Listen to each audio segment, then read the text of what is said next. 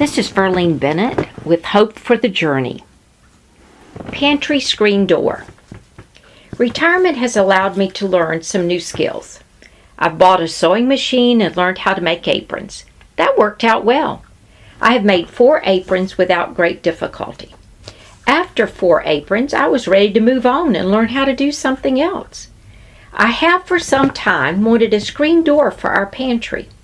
Hard to understand why, but I just did. After trying unsuccessfully to find someone to build it for me and finding that purchasing one would be too expensive, I decided to build one myself. After all, I had made 4 aprons. I read a blog written by a lady who had built a door just like the one I wanted. In fact, her door was the exact size that my door would be. So I drew up my plans and made a materials list and marched myself to Home Depot. They will cut lumber to order, and I knew that I needed 2 1x4s that were 80 inches long, plus some other pieces to make the door, which would be 24 by 80. I loaded my car, came home, and began to assemble the door on the garage floor. When I put this wooden puzzle together, it was 23 by 80. My husband and I looked at it and realized that something was really wrong. We began to measure the individual pieces of wood to determine where the error occurred. Okay, I know you probably already know this, but a 1x4 is not really 1x4.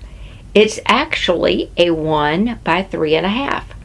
I assume this is a secret that you only learn in woodworking class, which I must have missed. Teddy and I took the lumber back and told them about the mistake of this lumber being a 1x3.5 instead of being 1x4. Well, they explained that all lumber is labeled and measured like that.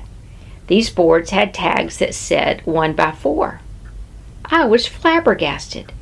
Now I have all the other lumber pieces cut, but when put together, they are an inch too narrow. Well, the story has a happy ending in that 2 friends helped me with my project, and now I am the very proud owner of a beautiful screen door on my pantry. When I look at it, I'm very proud of the work and planning that went into that door. I'm also appreciative of the friends who took their time to help me to complete this ill-fated project.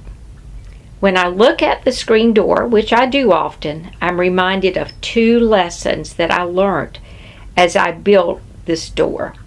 Maybe these lessons will help you as you move along life's way. Lesson 1.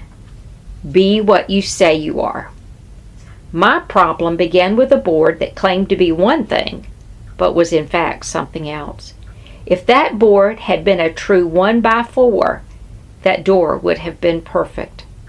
It wasn't off by much, but it was off just enough to cause great stress and for the door not to be functional without adjustments. I'm sure that there are places in my life where I appear to be one thing, but if measured carefully, would be off the mark. Do we often think that just a little bit off will not cause a problem? Being close enough is good enough? Do we not know that people around us can spot those places where we are not true? How does this keep us from being the witness God wants us to be? Have you ever had a friend who seemed to be one person and then you learned that in fact they were something else? How did that impact you? Luke 8:15 said, "And the seed in the good soil, these are the ones who have heard the word in an honest and good heart, and hold it fast and bear fruit with perseverance." Lesson 2. Pride goes before the fall. This screen door seemed like such an easy project. I'm a pretty tough and resourceful lady. I researched pantry screen doors. I measured and created a plan. I made a materials list. I purchased the materials and worked my plan. Then things fell apart. I needed things that I did not have, such as a workbench, a table saw, and a lot of background knowledge about hanging doors. It became apparent to me that I was in need of some guidance from friends who had the knowledge and the tools to get the job done.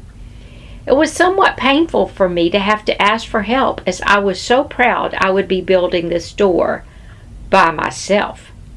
The choice became whether I gave up on the project or asked for help.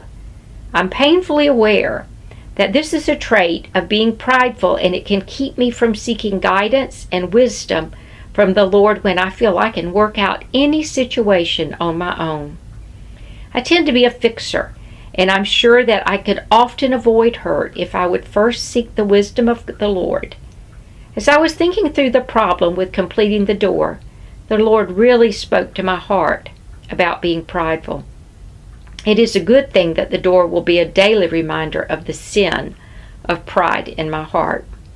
1 John 2:16 says, "For all that is in the world, the lust of the flesh and the lust of the eyes and the boastful pride of life is not from the Father, but is from the world."